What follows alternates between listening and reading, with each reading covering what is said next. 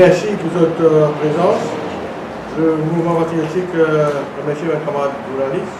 Aujourd'hui, encore une fois, nous sommes vous autres pour une conférence de presse hebdomadaire qui va animer par moi et camarade Dina Ramdeni, présidente de l'aile féminine du parti, ce qu'on appelle les femmes patriotes au Saint-Denis. Donc, pour vous passer la parole, camarade Nina, parce que comme vous devez connaître, cette semaine-ci a été marquée par la journée internationale de la femme. Et évidemment, le mouvement patriotique aussi, il a beaucoup de considération et respect pour ce jour-là. Et dans ce cadre-là, aujourd'hui, la conférence de presse, quand vous devez trouver prédominée par une présence féminine, derrière moi, quelques-unes de nos membres activistes sont venus là à sa conférence de presse pour prêter main forte à la direction. Et mon passe-micro, Nina, vous dit dans le revue. Bonjour les amis de la presse. Oui, dans le plaisir et l'honneur, invite pour un congrès de femmes patriotes demain dimanche 10 mars à 10h30. Comme je trouvais dans nos banners, dans nos banderoles, ça peut avoir lieu dans l'auditorium Octavier, l'Université de Maurice, à Réduit. Nous pouvons organiser ça pour célébrer la Journée internationale de la femme, qui est normalement le 8 mars, tous les années. Et nous prenons 3 thèmes pour ce congrès-là. D'abord, égalité, parité et respect. Égalité et respect, je tout connais bien, c'est bien compris dans la masse, qu'est-ce que ça veut dire. Mais vous pensez qu'il est capable de donner une petite explication de la parité pour faire lire plus clair. C'est quoi exactement la parité? Vous pouvez expliquer dans 2 mots, et en attendant qu'ils se viennent dimanche, pour nous poser ça un petit peu plus longtemps, plus longuement. En sociologie et en politique, parité veut dire égalité de sexe dans 3 domaines spécifiques, entre autres. Dans ma condition de travail, recrutement, salaire, promotion. Aussi dans mon accès à ma responsabilité sociale. Et troisièmement, la représentativité dans ma institution. Et ça, c'est bien important parce que pour nous capables d'égalité, nous besoin est en parité. Et parité va avec l'égalité. Et évidemment, pour relier tout ça, besoin est un respect entre hommes et femmes. Ça m'a un thème là très porteur et il est bien important pour le développement du pays et des Mauriciennes. Et Mauriciens, comme nous connaissons, nous besoin se la main dans la main pour qui doit avancer ensemble. Pas qu'à aller un derrière, nous tous besoin avancer ensemble. Donc la femme représente plus que 50% de nos populations et nous pas capables les autres derrière. Nous, les femmes, encouragées par les hommes, avec les hommes, à part égale, nous pouvons avancer. Donc, alors, me donne notre rendez-vous demain, vous répétez, à la salle, pardon, à l'auditorium Octavier, l'Université de Maurice, à Réduit. Donc, demain, 10 mars, à 10h30. Et vous répétez, le thème c'est égalité, parité et respect. Merci beaucoup et à demain. Merci. De cette journée internationale. Ceci dit, les amis de la presse, vous savez, moi, maintenant, à mon haine, c'est le sujet qui le mouvement patriotique a eu l'occasion de poser dans les derniers jours sur le. Parce que nous passons la conférence de presse avant. C'est sur la question de Chagos et l'avis consultatif de la Cour internationale de justice. Alors, comment nous devons être rappel, la Cour de la Haye vient nous livrer son avis consultatif sur le Chagos. Et ce que nous ne pas pour rentrer dans tout en détail, parce que ce dossier-là est assez ventilé par toute la presse pendant plusieurs jours, par opinion leaders, par la radio. Mais vous avez souligné quelques points essentiels. Après ça avis consultatif-là, d'abord, un facteur important qu'il est trouvé, que le Royaume-Uni refuse d'accepter l'avis consultatif de la Cour internationale de justice. Nous avons toujours de dire qu'il s'agit d'une dispute bilatérale entre Maurice et la Grande-Bretagne. Et comme nous rappelle, Alan Duncan, le Foreign Office Minister, suite à une question parlementaire qui fait poser dans la Chambre des communes, il a indiqué que le gouvernement britannique n'a nullement l'intention de suivre cet avis. Et il peut même dire que l'Assemblée générale des Nations unies, qui demande à la Cour internationale de justice de statuer sur la question,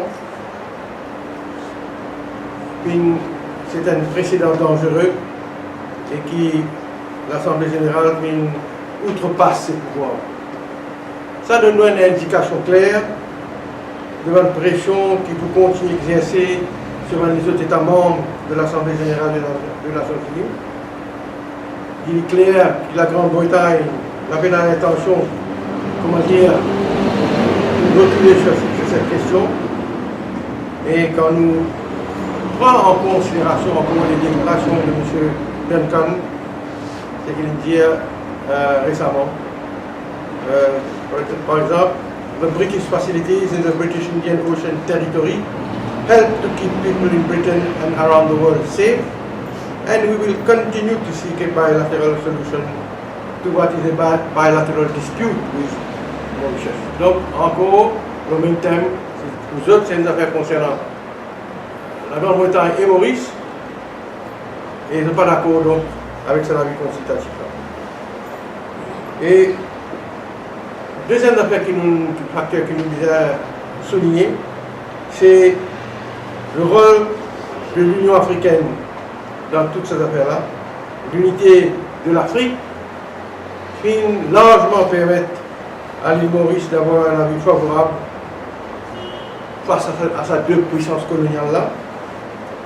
Et nous devons continuer le combat et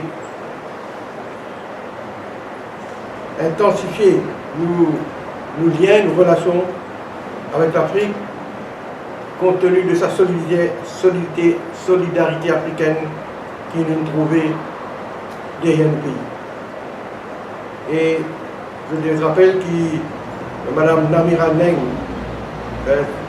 conseiller juridique de l'Union africaine, qui vient dire que ce qui peut arriver, en vérité, c'est la voie de la justice, la voie de l'autodétermination, mais il y a aussi la voie du continent africain qui nous souffre tellement depuis la colonisation. Donc c'est la voie de l'Afrique qui est causée de ce qui peut arriver dans la Cour internationale de justice. Maintenant, l'Union africaine, donc, nous êtes tous au pouvoir de cette décision-là. Et qui l'île Maurice vient faire pour nous? Ce qui nous a connu aussi, comment nous dire, nous connaissons un avis consultatif. Et dans le passé, il y a plusieurs résolutions qui ont été votées par l'organisation internationale, le mouvement des mondes, l'OUA quand l'ITP existait, et encore par les autres organisations internationales en faveur de l'île Maurice. Mais quand on devait connaître tout ça, cette résolution-là, il reste lettre morte. Pareil comme il y a une cinquantaine de résolutions en faveur de la Palestine, et en vérité, une résolution votée, adoptée par un pays, par une institution, votre résiste un papier,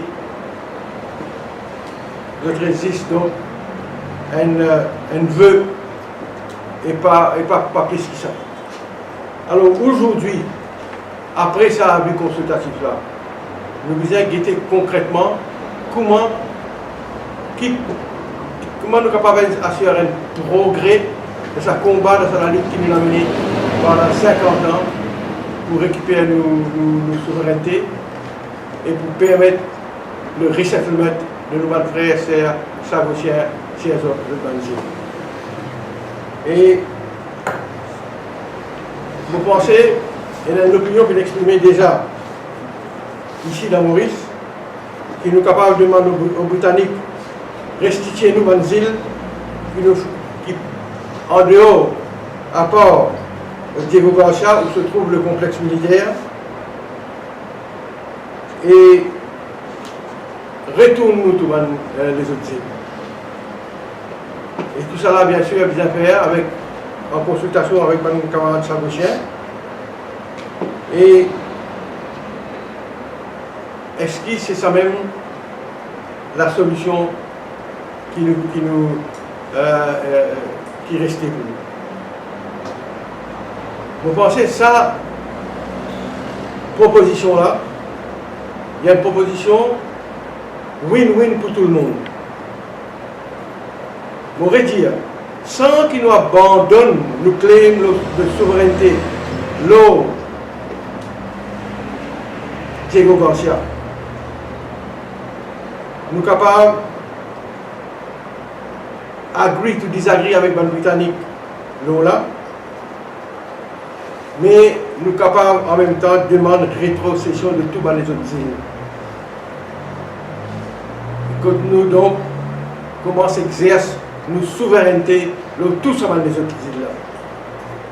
Ça, donc, prenez l'avantage de retourner la souveraineté de l'île Maurice sur toute l'île, les autres îles, de vous permettre un retour de ban sagochien l'autre l'île là. Et tout ceci pour faire dans le contexte d'un dialogue, d'une négociation avec les Nations Unies. Et nous visons donc diplomatiquement à amener les Nations Unies sur la table de négociation.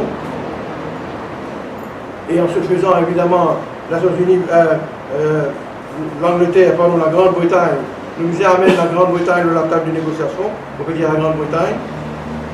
Et la Grande-Bretagne pour montrer sa bonne foi, s'il est venu sur la table de négociation. Et si nous réussissons à négocier avec la Grande-Bretagne, l'autre sa proposition là, nous pouvons en même temps démontrer que la Grande-Bretagne peut respecter l'avis de la Cour internationale de justice et il n'est pas totalement insensible à sa avis consultative là. On pourrait dire, nous ne pas abandonner nos souverainetés de Diego, mais dans l'esprit de conciliation et de réelle politique, nous demander rétrocède-nous tout bas les autres îles. Et évidemment, c'est une grande victoire si nous récupérons tout ça les autres îles qui dans British Indian Ocean Territory, il y en a à peu près une cinquantaine, exclus Diego Garcia. Et c'est pour la première grande victoire. Parce qu'aujourd'hui, malheureusement, c'est la vie consultative là, même s'il y a un puissant levier, comme on dit dans le passé, mais il n'est pas pour amener nous plus loin si nous pas entamons les autres mesures qu'ils ont entamées. Donc, si nous voulons un résultat concret, la diplomatie doit prendre le relais du juridique. la Cour internationale infinie, l'étape juridique infinie, il rentre sur la vie consultative. Maintenant, toute la question pour référer encore une fois à l'Assemblée générale des Nations Unies. Mais, comme on dit, ce qui est plus important, c'est la diplomatie qui vient prendre le devant maintenant et nous vient amener l'anglais sur la table de négociation et propose la solution que nous proposons. En faisant cela, Maurice récupère sa souveraineté dans les autres îles, tout en ne pas abandonner nos claims de souveraineté dans Diego, mais nous récupérons une partie des îles. Tout le monde gagne. Même sa gauchière capable de retourner aux autres îles natales si vous avez envie, c'est qui a envie. Et en même temps, la Grande-Bretagne dit sauve sur le nerf parce que la question de le contrôle de la base pourrait pareil comme on était aujourd'hui statué. Alors donc, pour nous, quand la situation était, et c'est une situation bien compliquée, mais dans aucun doute là. Et il y a une question de droits de l'homme, de human rights, on le connaît. Il y a plusieurs issues, ramifications dans toute la question. Et nous pensons, nous, avec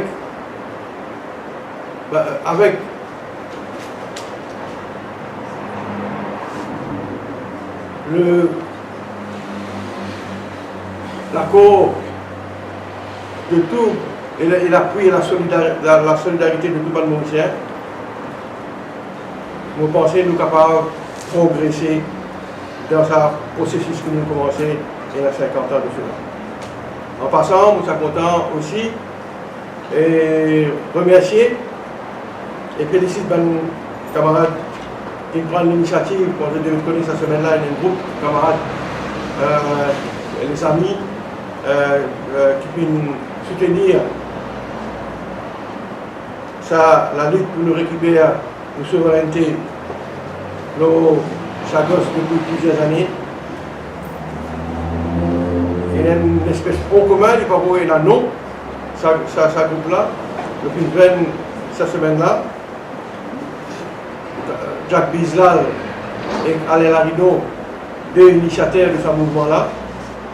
Ils ont rassemblé plusieurs courants politiques, les autres organisations, pas nécessairement politiques.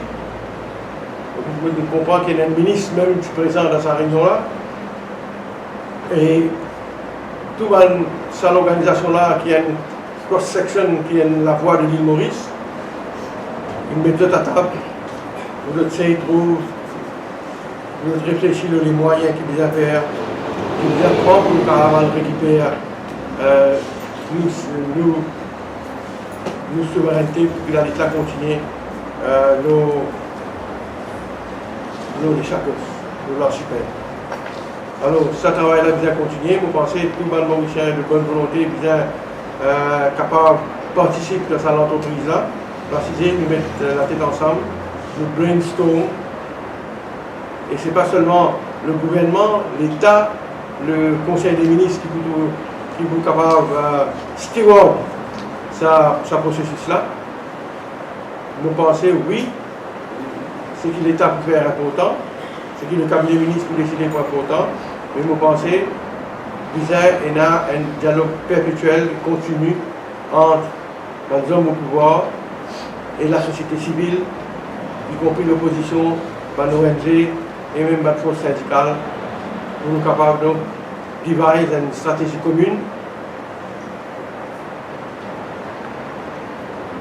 pour nous capables de mener à bout ce combat. Et évidemment, dans tout ce processus-là, nous faisons roping, nous faisons en brigade, implique les camarades chagossiens, les camarades Bancoul et son équipe, pour qu'ils nous capables d'une seule la voie, d'une l'unité, pour nous trouver la solution à ce problème complexe. Donc voilà qui j'ai envie de dire aujourd'hui aux camarades, c'est le problème de Chagos. Et évidemment, on va me rendre la parole, retourne le micro à un grand journaliste de la question. Le 12 mars après-demain, mardi, et c'est un grand jour pour nous tous. Le mouvement politique souhaite à tout le monde mauricien, une bonne fête d'indépendance. Le pays vieillit par un an, mais nous avons encore tout un combat pour venir pour faire de l'île Maurice une vraie nation, une vraie nation arc-en-ciel et une nation prospère, coopératrice pour la justice et l'égalité.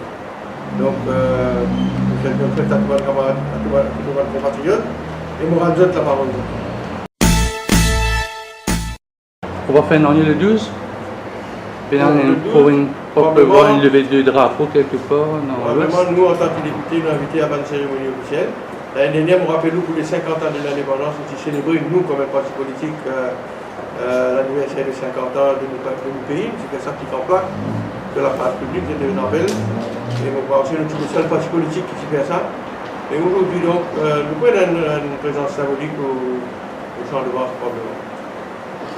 Comment que le gouvernement, l'opposition, pas du tout par du comité parlementaire. Et c'est pas le moment qui tout le parti qui est au pouvoir, on veut dire au gouvernement de l'Assemblée nationale, pour avoir une stratégie parce qu'il y a beaucoup de sensibilité entre les partis concernant ça. C'est pas nous vous êtes une seule stratégie, une seule ligne qui l'année prochaine l'élection nous prend l'autre chemin par rapport à tout ce qu'il fait. Oui, il a raison. Il y a un comité interparlementaire qui représente tout le parti politique au sein de l'hémicycle, au sein du Parlement. C'est vrai, et mon cas, il y a où ça, l'idée là. Moi, je me pose la question. Ça, à niveau de Jacques Chapeau, Premier ministre, après 2014, pour mettre sur pied ce comité interparti là. Le comité là, il nous a donné 3 fois, mais il a à peu près 1 an avant qui va une chose accélérée, c'est-à-dire 1 an avant le procès, si mon cas dire ça. Le comité là, ça rejoint, et puis, comment vous dire, c'est vrai. Et ça aussi, un jour, il y a une question, le Chagos d'un Parlement, 2 mois, 3 mois, ou bien 4 mois avant le procès. Moi, je suis posé un supplémentaire pour demander ça à l'écoute. Je dis, je réponds à une question là, qui fait le comité interparlementaire, pas de jeune, capable de take stock de tout ce qui peut passer. Parce que donc, nous sommes écrire les Nations Unies pour demander que la motion soit votée, etc. Les choses peuvent évoluer bien vite, quotidiennement, mais est-ce qu'il va aller pour rappeler ce comité-là, répondre au comité interparlementaire? Il y a moi, dans ce langage habituel, non, pas nécessaire. Mais dans quel type? Donc voilà, mais vous pensez, on a raison, avec tout ce qui est passé là, puisqu'il y a un comité qui veut maintenant aller au Parlement, dans la rue, pour montrer qu'il était là, vous pensez, à plus forte raison, pas de parlementaire, gouvernement et l'opposition confondus, suffisait à rejoindre sa comité parlementaire là dans le bureau du Premier ministre, moi j'ai GPR. Et commence maintenant, brainstorm, qui s'y met bizarrement, qui meilleur moyen, meilleure formule que vous employez pour nous faire la liste à continuer. En d'autres mots, ce qui veut dire, c'est la vie consultative là, is not the end of the road. C'est pas tout. C'est pas fini, nous ne pouvons pas arriver là-bas avec ça, la vie consultative. It's not the end of the road. Il y a encore une longue liste pour venir. Il y en a qui ont un sujet qui se peut développer là. La violence, il y en a 3, mais il y en a 4 du monde. C'est-à-dire qu'il vient du monde quelque chose d'autre. Donc, voilà. Pas de souci pour un sujet, ni pour cause de tout. Chacun nous rajoute son idée, nous prenons une proposition. Et je suis content d'ajouter que tous les ans, c'est les Nations Unies qui crée sa journée internationale là, il y a 37 ans de cela. Et qui, tous les années, le sujet, le thème change. Cette année-là, c'est penser équitablement, bâtir intelligemment et innover pour le changement. Donc, mon pensée qui nous tourne autour de ça. Et avec Kadimoun, c'est déjà bien, pour dire moi, mais pas de problème. Donc, si j'ai posé. Oui, on dit. Une question, on a dit, là, actuellement, concernant les femmes de textile, parlement et autres, comment est-ce qu'ils vont aborder, est-ce qu'ils vont partir pour Merci Andy. En vérité, pour répondre à ta question et à la question Andy, il y a 3 volets, nous avons dit. La femme, à la maison, la case, ça veut dire le problème de domestic violence, qui est aussi avec Madame Bougini. La femme au travail, justement, je dis de dire là. Moi, je suis fait certains commentaires aujourd'hui, mais on a dit que demain aussi, parce que nous avons une idée, quand nous avons ça, milliers de femmes qui perdent du travail aujourd'hui, qui veulent descendre dans la rue, et qui encore pas dernier cas qu'on arrive là. Donc, l'équipe des affaires, côté madame femme en particulier, madame ouvrier, mais en particulier madame, qui veut suivre sa bonne chose, qui veut trouver dans le magazine, le Parlement et tout le reste. Là, si nous revenons là demain, nous avons certaines propositions pour nous faire. Et troisièmement, la représentation politique de la femme. Nous connaissons un grand problème. Quand nous arrivons là, aujourd'hui, nous avons la honte pour l'Afrique. Un pays africain beaucoup plus avancé en termes de représentation de madame au Parlement et madame au cabinet. Donc, participation politique de madame dans le pays aujourd'hui. Tu connais comment nous traîne la patte. Et ça aussi, nous devons déjà faire une proposition, nous, dans l'MP, et demain, pour penser à Mme Provino là, et pour réitérer sa proposition que tu fais là, parce que puisque j'avais oublié l'élection de 7 mois, on ne va pas des sessions parlement qui nous peut gagner quand nous répondons à ça. Mais en tout cas, si pas faire dans rien en termes d'amendement, la représentation politique peut toujours traîner la patte. Comment dire, une volonté politique même pour régler ça pour la main. Donc tout ça là, demain, nous allons travailler madame pour aborder. Quelle réaction à la petite phrase de Jean-Claude Dessart qui nous donne le mouvement patriotique, qui a un grand avenir, c'est-à-dire qu'il y a 4 à 5 députés jusqu'à une kingmaker? Oui, c'est avec beaucoup de plaisir, nous Jean-Claude Dessart ce commentaire le mouvement patriotique. Donc, dans une partie qui peut progresser, nous comptons jouer un rôle dans la prochaine élection.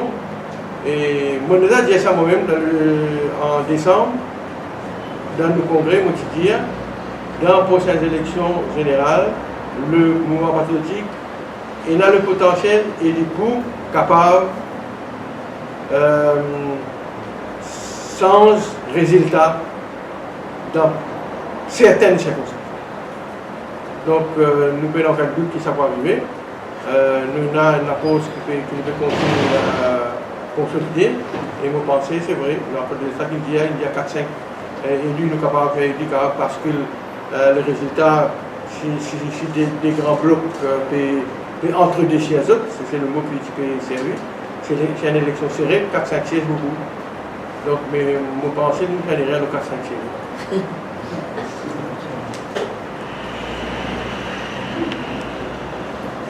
Vous remontez localement, c'est toujours la femme et en général. Donc ça veut dire que demain nous pouvons faire une proposition, mais seulement les tristes pour nous vivre. Ça aussi nous les a posés, de semaine de cela.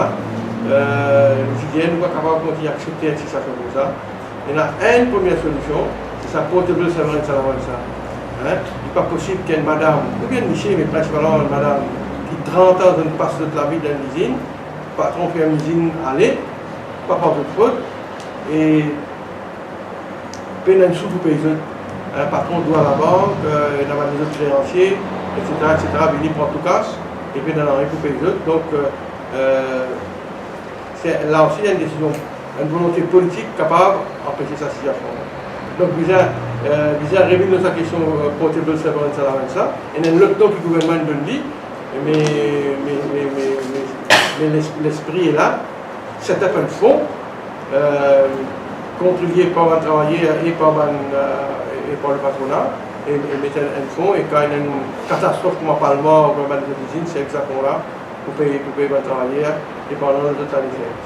Donc nous déplorons que le gouvernement jusqu'à là pas encore sérieusement propose qu'il soit au niveau-là, mais seulement à son crédit, on voudrait dire qu'il comme un syndicat il demande ça, je vais faire une étude actuelle, un actuel une étude, si comme qu'il fait ça.